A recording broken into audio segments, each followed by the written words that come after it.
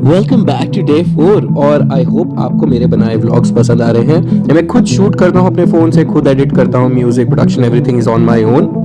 और please support me. और इस एपिसोड में मैं आपको घाट्स ऑफ वाराणसी के बारे में कुछ अनजाने पहलुओं के बारे में बताऊंगा और साथ ही देखेंगे कुछ ऐसे मंदिर जो शायद समय के काल में खो गए हैं।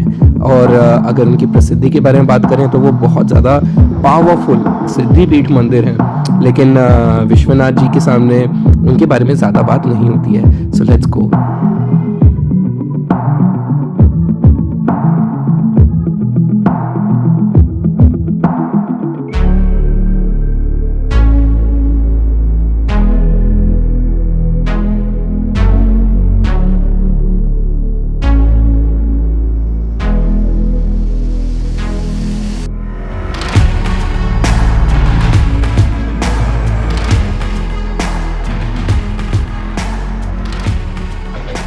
So Varanasi is Assi is the first ghat of Varanasi. So people came here. They go to visit Assi Ghat. Assi is the first and last is called Varuna.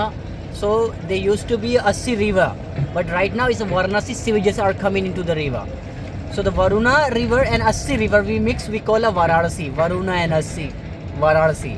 So if you go in other side, it's not in Varanasi. So people are die from other side. They bring it here. They burn here. They will have moksha and nirvana. If you burn here, if you born here. How old is Varanasi? Varanasi is very old, around 4,000 years old, even more than that. And what do you like about Varanasi most? The most things, I'm a boatman. I take a tourist on the boat ride, show around, show the museum and show the cremation place. Because actually the Western people are come, they have never seen how they burn the bodies on the ghats. So the ghats, we have two burning ghats in Varanasi. First one is called a Harichandra and second one is called a Manikarnika. So you can see there, the smoke's coming there, the smoke. It's a Manikarnika ghat. We have a second burning ghats in Varanasi. The Manikarnika is a huge place, like 250 bodies can burn one time. So if you die here, if you burn here, you will have a mokshas and nirvanas. अब liberals चाहे जितना भी रामायण महाभारत या हमारे हिंदू धर्म के ग्रंथों को, वेद पुराणों को काल्पनिक बता दें, मिथ्या बता दें, यानी मिथ कहें, but all this is reality and you should know that.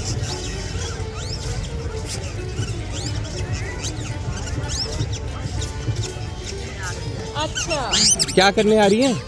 ये बारात दिखाने के लिए। अच्छा, बारात में आ रही हैं ये। अब कठपुतलियों की बातें कौन करता है? शायद किसी वेब सीरीज़ में देखने के लिए मिलती है, लेकिन वाराणसी में मुझे असल में देखने के लिए मिली। और इनसे मिलिए, ये एक वेडिंग में डांस के लिए आई हैं और वहाँ वेडिंग में डांस कर रही हैं। I remember when I was a child, ये चीज़ें बहुत ही बड़ी नॉवेल्टी होती थी।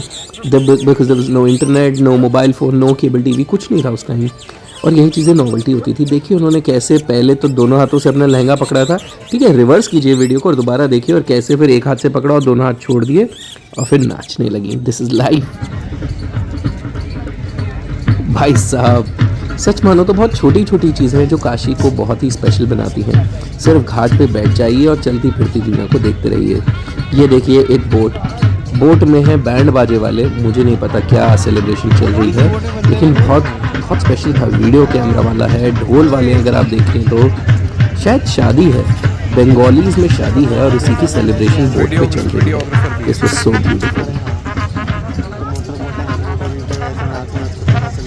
काशी में हमें एक अद्भुत नज़ारा भी देखने को मिला। वहाँ पे बहुत सारे नए शादी के जोड़े आए हुए थे। आप इसी फ्रेम में देखिए, आपको 4-5 अलग अलग जोड़े दिखेंगे। कोई अपनी माँ से बात कर रहे हैं, कोई रिश्तेदारों से घिरा है, कोई हस्बैंड वाइफ बस अलग से बैठ के बातें कर रहे हैं। Just take a look. और हाँ, मैं कहना चाहता हूँ वहाँ पे मराठी पिलग्रिम्स बहुत ज़्यादा थे। यूपी बिहार के तो थे ही, लेकिन महाराष्ट्र के पिलग्रिम्स बहुत ज़्यादा थे और जगह जगह ये शादी के नवविवाहित जोड़े बैठे थे। यूँ मानो कि दशाश्वमेध घाट पे या माँ गंगा से आशीर्वाद लेने आए हों, ताकि ये 7 जन्मों के जोड़े आपस में बंध जाएं।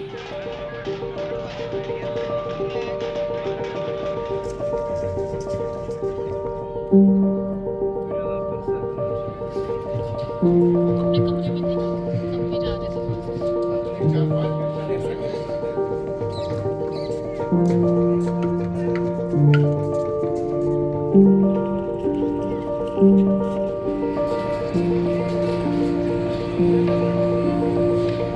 मैं आपको एक खास टिप देना चाहता हूँ। देखो भैया, अगर आपको वाराणसी के घाट्स को यानी काशी के घाट्स को अच्छे से एक्सपीरियंस करना है ना, तो आपको सिर्फ 80 घाट पे जाना है। ऑटो लीजिए, टुक टुक लीजिए, 80 घाट पे जाइए और सिर्फ वहाँ से पैदल चल चल के आपको अंतिम घाट तक जाना है। इसमें आपको 2 घंटे का समय लग सकता है। बीच में रुकते हुए कुछ खाते पीते फ़ोटो खिंचाते जाइए, इंजॉय कीजिए समय को। But this is possibly the best way.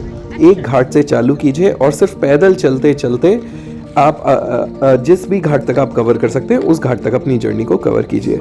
रास्ते में जो सारे नज़ारे मैं आपको दिखा रहा हूँ ना, ये उस घाट की जर्नी में ही हमें मिले। फिर हम रुके एक घाट पे, हमने बोट वाले भाई से बात की। इन्होंने डिसाइड किया कि अभी हमको बोट में बाकी घाट दिखा देंगे और जो अंतिम घाट है जिसका नाम रखा गया है मोदी घाट, फिर हमें मोदी घाट तक ले गए।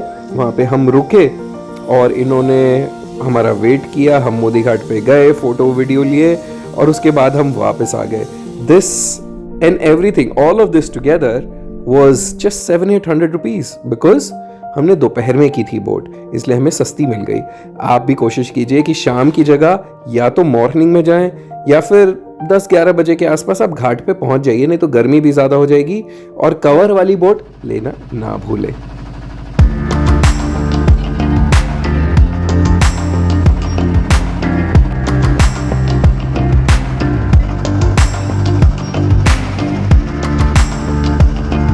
जब आइए यहाँ पर 1 दिन 2 दिन आपको विश्वास नहीं हो रहा, आप देख सकते हैं यहाँ आना।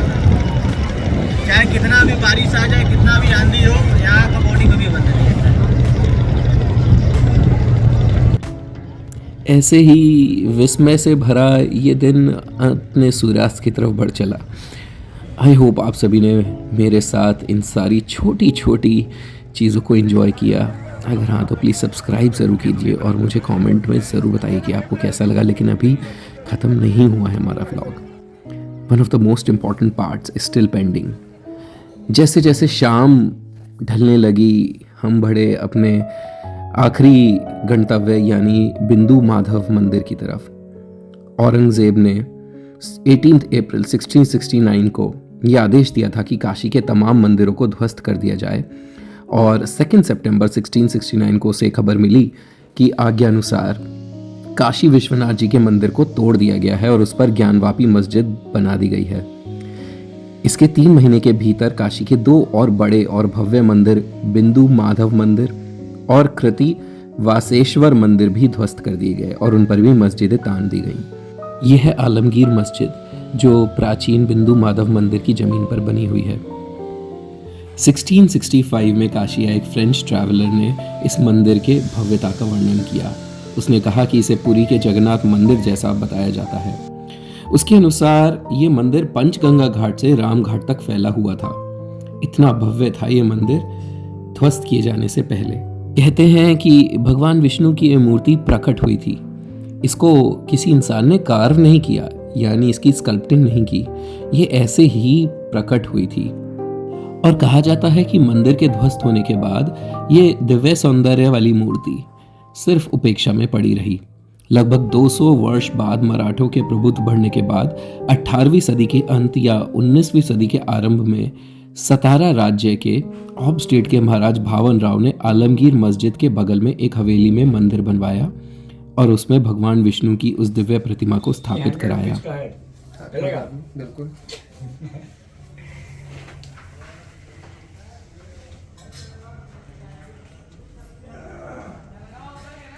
हुआ था जिसमें 30,000 लोग यहाँ पर आए हुए थे। और अभी अब सारे समिट मोदी जी की वजह से बहुत से समिट यहाँ हो रहे हैं। अभी इस समय आंध्रा का समिट हो रहा है यहाँ पर। अच्छा। विश्वनाथ मंदिर में अभी काफ़ी लोग आए हुए हैं, करीब 20,000 लोग आंध्रा से आए हुए हैं।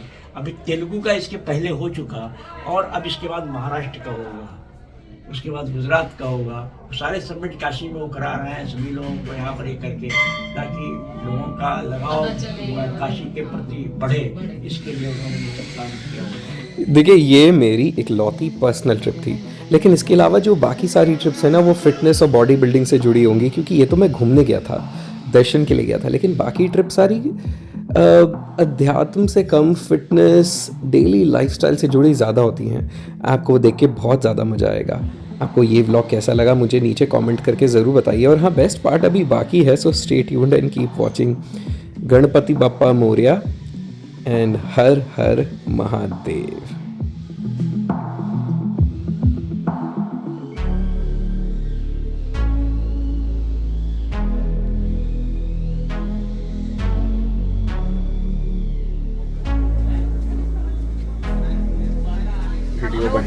हम लोग चाय पी रहे हैं काशी की गलियों में। ये छोटी सी गली है हमारे पीछे, देखो। खुद को दिखा दो कौन बोल रहा है। और दिखाती हूँ, और दिखाती हूँ। और ऐसे हमारा प्यारा सा दिन बिल्कुल अपने अंत की तरफ आने लगा। लेकिन काशी की प्यारी प्यारी गलियों के बारे में मैंने सुना तो बहुत था और खुद जाके देखना चाहता था। ये अपॉर्चुनिटी मैं मिस नहीं करना चाहता था, तो अपनी बड़ी बहन और अपने दोस्त के साथ मैं निकल पड़ा काशी की गलियां घूमने अंधेरी रात में। ऐसी ऐसी कलाकृतियाँ हमें मिली, which was so beautiful. Join me.